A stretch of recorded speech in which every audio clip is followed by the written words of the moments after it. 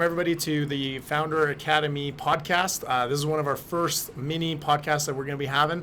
And today I got Bob Jones, our VP of Sales, and we're going to be actually talking about his trip to Denver in one of the startup conventions, and we're going to be talking about what were the successes he saw from startups, what did they do wrong, what were the failures, what the investors are looking for. We're just talking everything startup. So Bob, thanks for making the time. Thank you, Hayes. Yeah.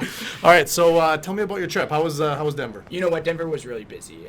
As soon as we got down there, like the ecosystem of all the startups that are there, a lot of people are coming in from other towns like San Francisco, Lower California, everything like that. It's a very vibrant, buzzing city right now. I would say it's on the lines of like what Austin is today, but it's just on the way, like on the works to be in there. But it's more towards Boulder, right? Boulder is the city that's actually tech heavy. So yeah, for the tech side of things, yeah, Boulder is the place to be for tech. And just so everybody knows, Denver is one of those cities that's growing in terms of tech.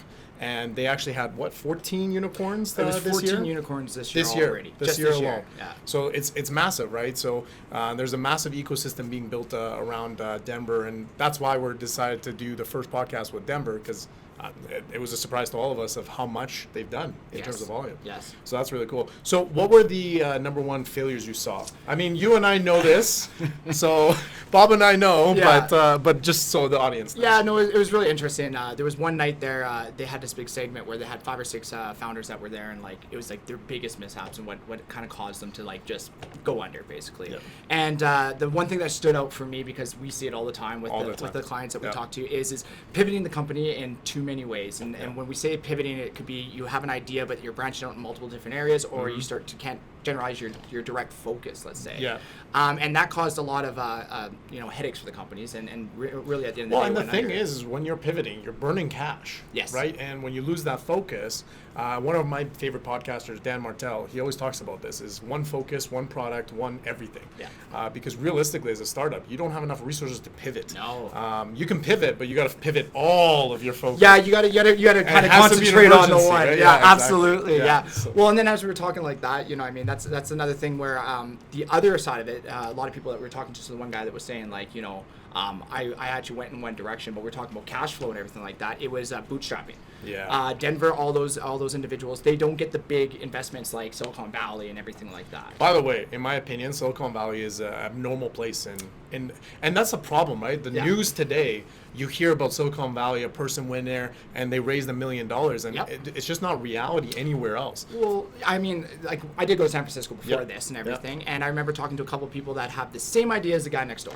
And it's always something to do with cryptocurrency or AI. And don't get me started with AI. I don't want to talk about that right now because I've learned a lot about AI. So we're actually going to be doing a live with Wish Bakshi. He's one of our directors. Yes, he is. And he's actually going to be on this live with us, and we're going to be talking about AI. Okay. And he has a lot to say about AI and startups. I would like to get that all sorted out here and stuff. But no, that was a big thing for them is you needed $1.5 million to start. So if you kind of could play with the cash flow and stuff and do other areas, you're going to survive. And to be honest, in Silicon Valley, you need that $1.5 million valuation, because good luck getting a developer to do anything for less than $200K. You know what I mean? And like that's just an employee. Yeah. Right. So. Well, and I mean now that we're talking about just investment for tech and stuff for $200,000, $300,000, Denver, that's kind of where a lot of these startups were kind of talking with me, and I was engaging with them, and it was just kind of it baffled me. I mean, when I was talking to them and they're like, yeah, we're getting MVPs. It's going to cost $250,000, maybe $300,000, and then I was sitting there chatting with them. I was like, flag in my head, right? Because back talking with a bunch of people in Austin, they honestly were burning through $400,000 or $500,000 before even getting an MVP product. That's right. And what did they actually get delivered to them? A very limited feature-rich kind of. And that's the thing you and I see all the time, right? Is the fact that people come in, they have a business idea, they have a really great business idea, but they don't have the software experience. And everyone, for some reason, assumes software, if I give it to a developer, they know what to do with it, right? Well, and I mean, you would hope that that's the case. You would hope, I mean, it's no different than being like me, right? Like, take me back 5-6 years ago when I know I can use software, but I have no idea about software development, right? So I'd be classified as that non-technical founder of a company and that. And there's so many of them out there. They have the greatest ideas in the world, but they're not even they don't even have the right direction or understanding of what they're going to need out of this. They don't understand what a good design is going to be for the software. The UX of it, because they just have the idea. They don't understand like what is that the process is actually going to take to Yeah. actually be successful in building out the technology. And a lot of successful founders that we've seen, and that's why we started the Founders Academy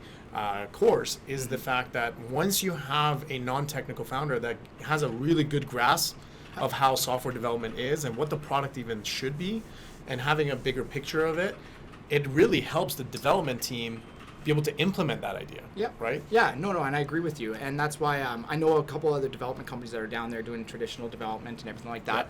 They're struggling to even have the conversations with them because A, they don't have the cash flow. B, right. they have no understanding of what they want. Bootstrap is everything. And so bootstrapping's big. So like one of these guys that had a big success story down there, he had bootstrapped his company for 8 years. Yeah. So I mean, he did stay with one channel, Yeah. right? Like this is my idea. I'm sticking with it. Working out of the house, 8 years. All of a sudden, it kind of all clicked. They got the investment that they needed, and now that was one of the unicorns, right? And they survived. They survived on bootstrapping. Bootstrapping, right? But again, they didn't.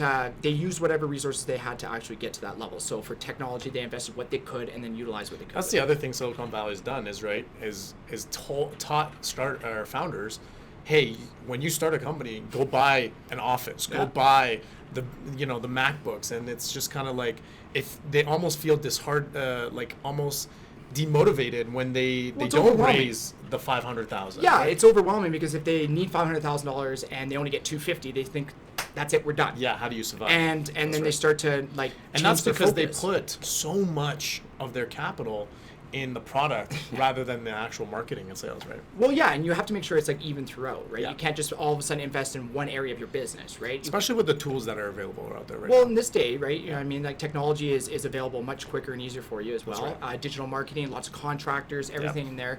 And what I liked about Denver the most is because of the ecosystem of the startups. It's not like Silicon Valley where it's kind of like I'm honing. I'm going to only do this. Yeah. In Denver, it was like, hey, let me help you out here. You know, what I mean, I have a digital firm. I'm going to give you a little bit of a break. Maybe you can kind of give me some technology, or you know, I mean, maybe an HR. Maybe you can find me some developers. Mm-hmm. They really wanted to work with one another down there, and I really thought that was great because not only bootstrapping, but you're bootstrapping with people and services. And that's what I like about Austin too. Austin Yes. does that too, and they do a really good job of it.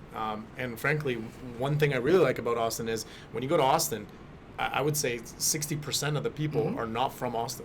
Actually, probably more. No, I'm actually probably wrong about that. Chicago, California Chicago, again. yeah, exactly. Even some people from Colorado are down. It's like everyone's kind of moving into the more central hubs here because Correct, it's cheaper to live. Yeah.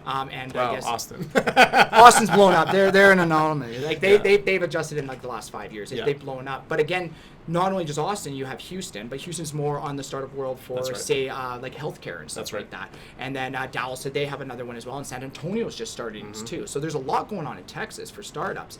But Colorado, again, I would say is kind of like Texas, but just 5 years ago. Yeah. So they're just starting to get into it, and then people are starting to have these conversations. And I mean, there's 150 companies down there in the 5 days that I was there, and we were all like learning from one another for different seminars. What were the challenges that you had? Like you could just learn from a 16-year-old girl.